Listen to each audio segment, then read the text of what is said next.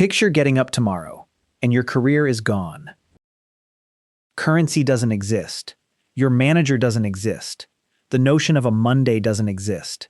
There's zero alarm, zero email, zero meetings, zero folks begging you to circle back or touch base or jump on a fast call. What do? If your initial reaction is, "I'd finally be free," congratulations. You just formed the exact same notion that literally every human being held for roughly 300,000 years. Since for most of human history, this was simply Tuesday. Or whatever Tuesday. Probably nothing. They didn't have Tuesdays anyway. They didn't track weeks. This whole idea of splitting time into 7-day blocks so you could hate 5 of them and barely enjoy 2 is an incredibly modern human creation. And frankly, one of our worst. So, here's the query that should actually keep you up at night. What did early humans really do all day? Like hour after hour, dawn till dusk, when there was zero work to go to, zero Hulu to stream, zero screen to doomscroll, zero newsletter to unsubscribe from. What was a typical day in the life of a prehistoric human? The truth is equal parts shocking, fascinating, and frankly, a little bit humiliating for us. Since it turns out the folks we spent lifetimes calling primitive were in multiple major ways living better than most of us are right now. And I don't state that to sound dramatic. I state it because the proof is truly undeniable once you begin looking. So let's look. The largest myth we've been fed regarding ancient life is that it was essentially a relentless survival horror experience. Early human wakes up. Early human tries not to get consumed. Early human grunts at something. Early human fails to invent farming. Early human perishes at 30. That's false. Almost totally false.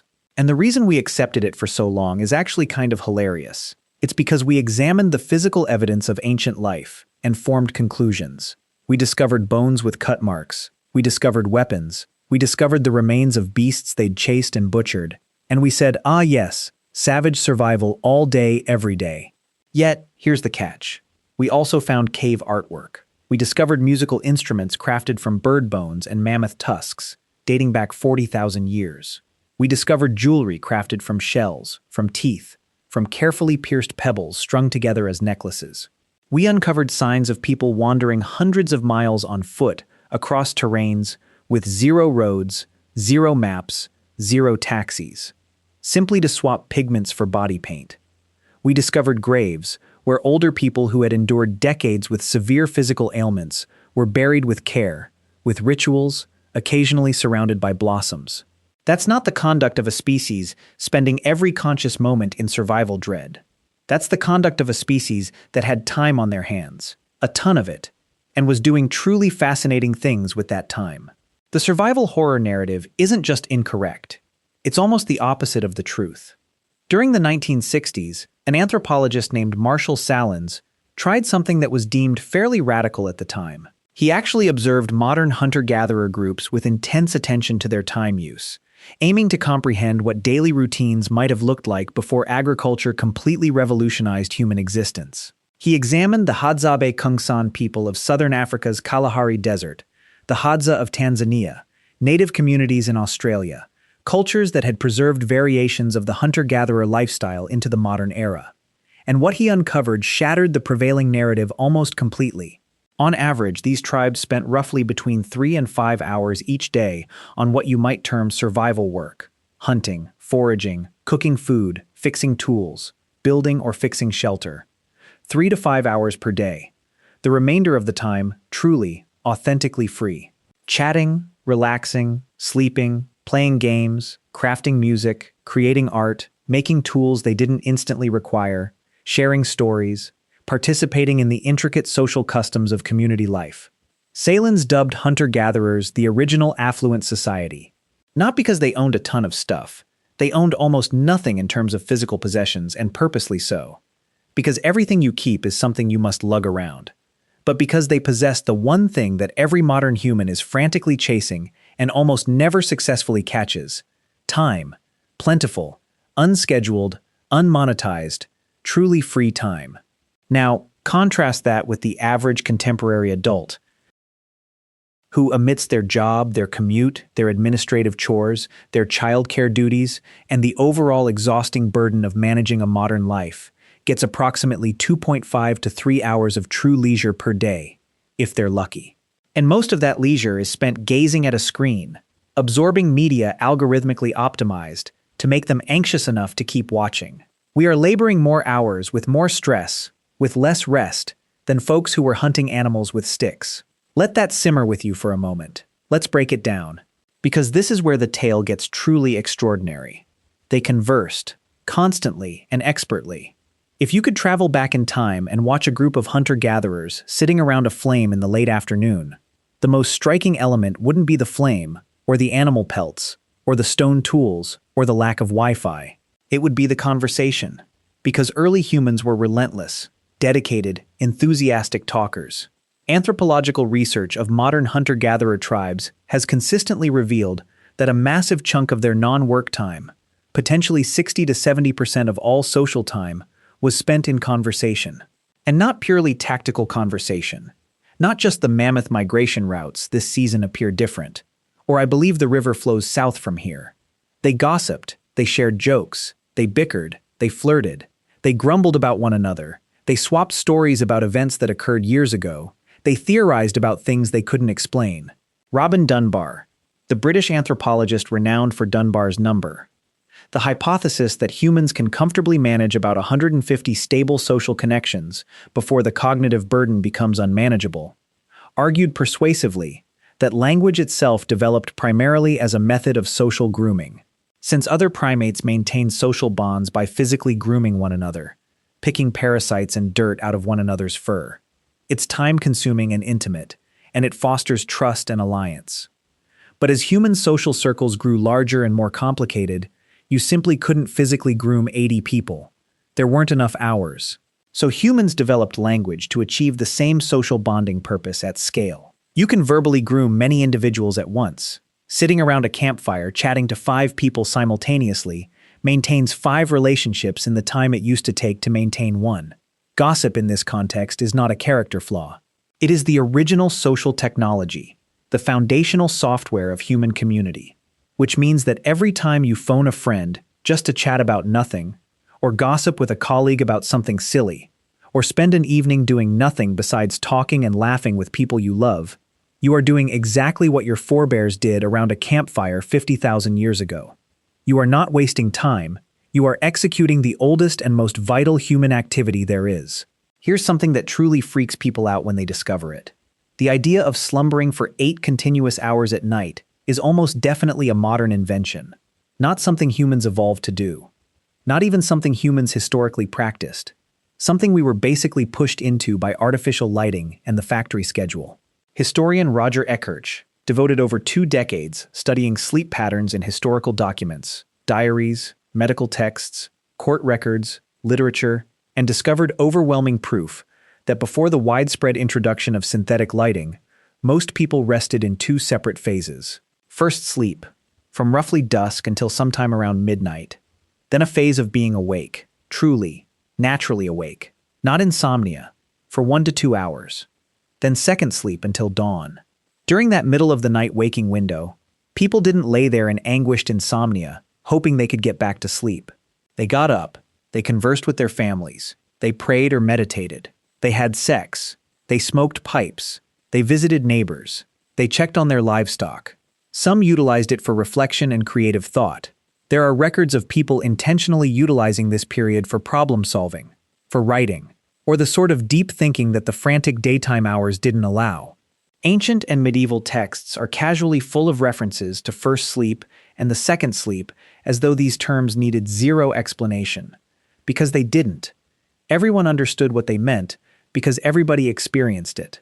It was only after gaslighting during the early 19th century, and then electric lighting during the late 19th century made the night completely artificial and conquerable that this natural sleep cycle got compressed and flattened into the consolidated 8-hour block we now consider biologically normal.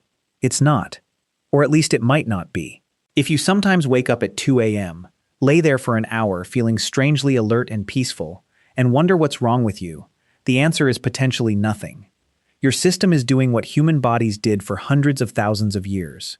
You're simply missing the campfire, the hushed voices of your family nearby, and the absolute stunning darkness of a world without electric lights. One of the absolute most persistent misconceptions regarding prehistoric humans is the notion that they were technologically rudimentary. That Stone Age implies something crude and basic, yet the craftsmanship required to manufacture their tools, their clothing, their shelter, and their art was not simple. It was rigorous, practiced, skilled labor that took years to master. Consider stone knapping, the method of shaping flint or obsidian by striking it in exact sequences to create a blade with a sharp, consistent edge. This sounds like something anybody could accomplish with a rock. It is not. The material possesses specific fracture properties that need understood and anticipated. The angle, force, and placement of every strike must be carefully controlled. A single incorrect blow can shatter the entire piece.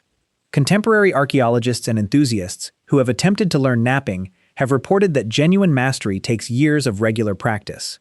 Early humans spent substantial portions of their time developing and maintaining this skill. Then there's clothing production in freezing climates, which was a massive undertaking. Preparing animal skins to be worn required scraping them clean, treating them to prevent hardening and decay, and then sewing them into garments using bone needles. We have discovered needles crafted of bone dating back 50,000 years or more. Needles with holes that someone sat down and meticulously drilled through a tiny piece of bone, utilizing stone tools because they desired to sew.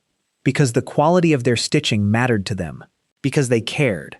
And then there's the art, which should make every single person pause and feel something. The cave drawings at Lascaux in France were created approximately 17,000 years ago. The ones at Chauvet-Pont d'Arc are possibly 36,000 years old. These are not basic scribbles. These are sophisticated, dynamic, compositionally thoughtful depictions of animals.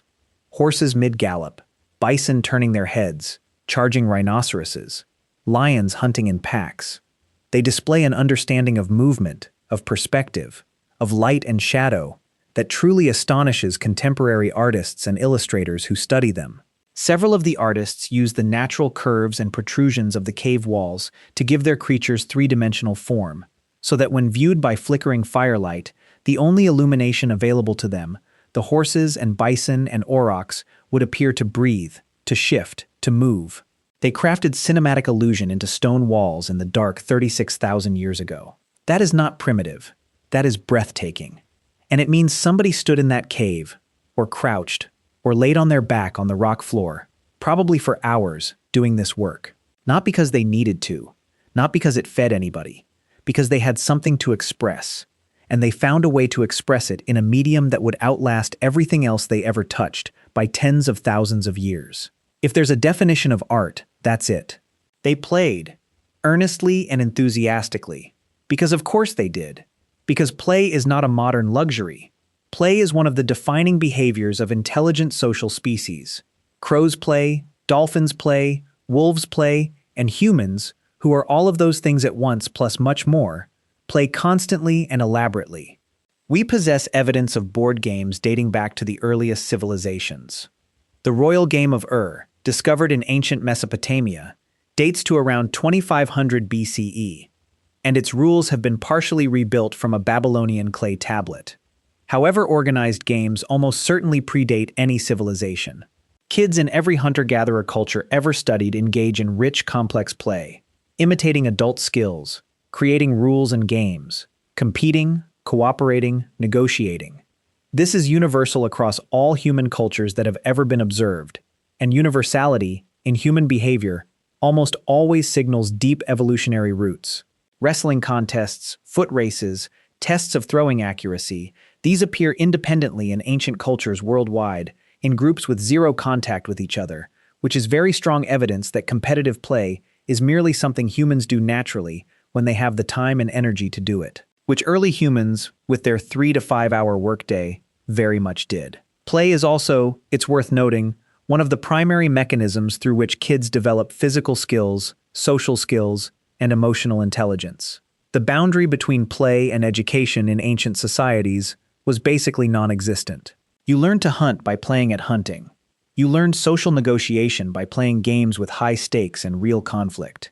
You learned to manage your emotions under pressure by competing and occasionally losing. Early children weren't in school.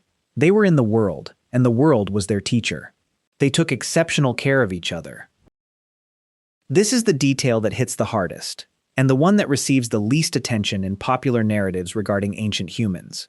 We have discovered skeletons of ancient individuals who had severe lifelong disabilities, conditions that would have rendered them completely unable to contribute to group survival in any conventional physical sense. And yet they survived for years, for decades, because someone took care of them. A Neanderthal discovered at Shanidar Cave in Iraq, known as Shanidar I, had a withered and amputated right arm, was partially blind in his left eye, had significant hearing loss, and had suffered and survived serious leg injuries. He was roughly 40 years old at death, which was genuinely old for the era. He could not have hunted. He could not have gathered effectively. He would have been, by any ruthless calculus of pure survival efficiency, a liability. And yet his tribe fed him, protected him, and kept him alive for years. Not because they had to, because they opted to. We found the skull of a child with Down syndrome who lived in what is now Spain and passed approximately 500,000 years ago, having survived to around 8 years of age. The level of care required to keep a child with significant developmental disabilities alive in that environment for 8 years goes massively beyond what simple survival instinct would demand. Somebody loved that child enough to make it happen. We found proof of healed fractures in ancient skeletons. Healed, which means the individual survived long enough for the bone to knit back together, which means they were fed and protected during weeks or months of incapacitation. Somebody sat with them, brought them food, kept the fire going. Early humans buried their dead with intention, with arrangement, with grave goods, with apparent ceremony. They mourned. They remembered. They marked the end of a life as something that mattered. The bones of ancient people don't tell a story of brutal indifference. They tell a story of communities that took care of each other in ways that cost them real resources and real effort for zero strategic reason whatsoever, except that this is what it means to be human. And yes, they additionally hunted. And it was entirely wild. We cannot do this whole video without properly addressing the hunting, because it was truly one of the most incredible physical feats in the natural world. Prior to the development of bow and arrow technology, which appears around 70,000 years ago in South Africa, and significantly later in other regions of the globe, humans hunted mainly with spears, and with a method that sounds, when you initially hear it, like a joke.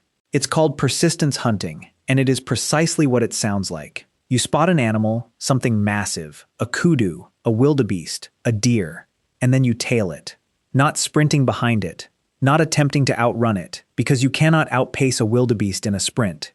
You simply keep pace. You track it. You trail it at a jog amidst the midday heat, through the warmest segment of the day for hours. Every time it attempts to rest, because most four-legged beasts cool down by panting, and panting requires them to stop moving, you emerge again on the horizon, and it panics and flees again.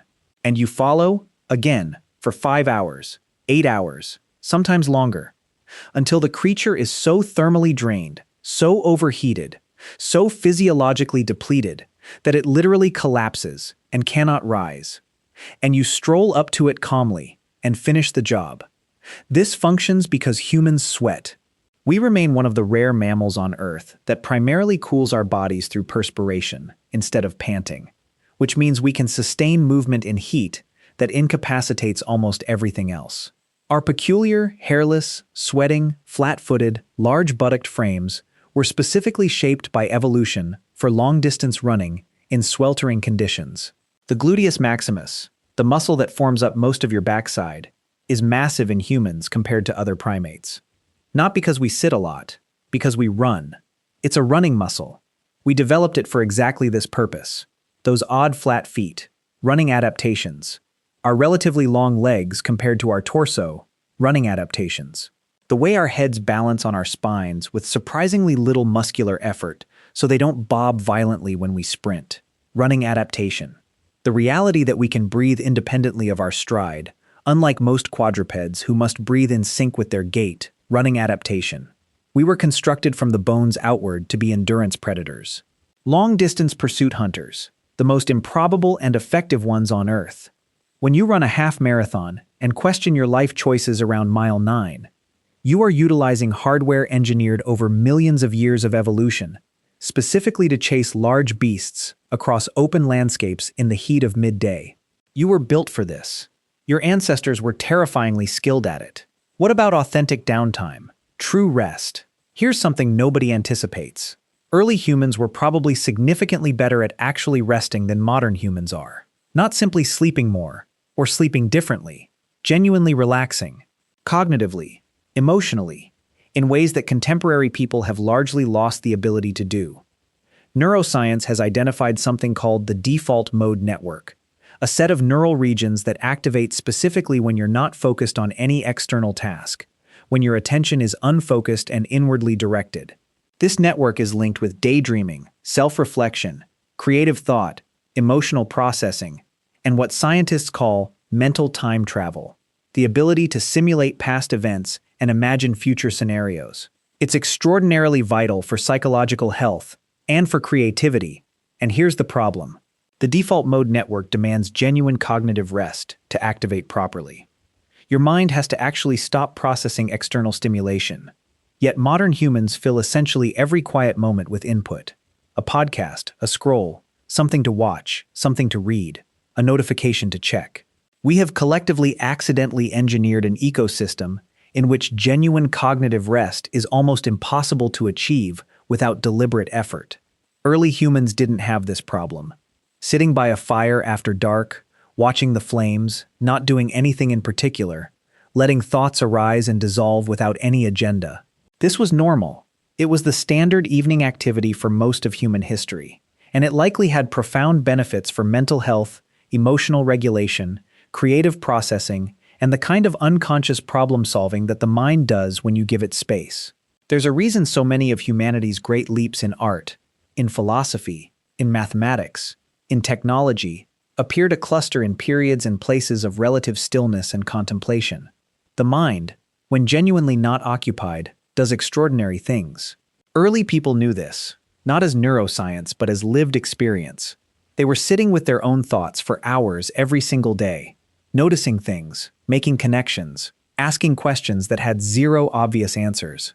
The tales they told around the fire, about those questions, about why the stars moved, about where the dead went, about what the animals meant, about how the world was formed. Those stories are the ancestors of science, of philosophy, of religion, of literature. They came from minds with time to wander. So I have one final question for you. Would you want to go back? Let me know in the comments. Until then, take care of yourselves, and I'll see you soon.